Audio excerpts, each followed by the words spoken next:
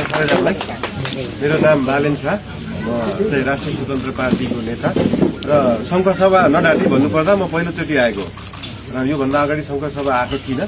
शङ्खसभा चाहिँ काठमाडौँमा र बाहिर पनि चाहिँ प्रायः चाहिँ रुद्राक्षको लागि परिचित छ र म जसरी पहिलोचोटि शङ्खसभा आइपुगेको छु त्यसरी नै हाम्रो उम्मेदवारज्यूहरूले यहाँहरूले चाहिँ त्यसरी नै 3 करोड नेपालीलाई पहिलोचोटि यहाँ टेकाउने वातावरण बनाइदिनु होला, यहाँको पर्यटन विकास गरिदिनु होला, यहाँको कृषि विकास गरिदिनु होला।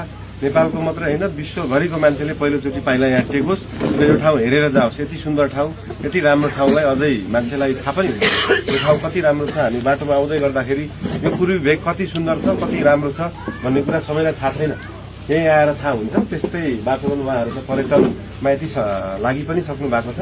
एकदमै राम्रो उम्मेदवारहरू हुनुहुन्छ हाम्रो। तपाईँहरू सबैले साथ सहयोग गरेर उहाँलाई विजय गराउनु होला र तपाईँहरूले दिनुभएको यो न्यानो वेलकमको लागि धेरै धेरै धन्यवाद। अहिले हामी निस्किन्छौँ पनि।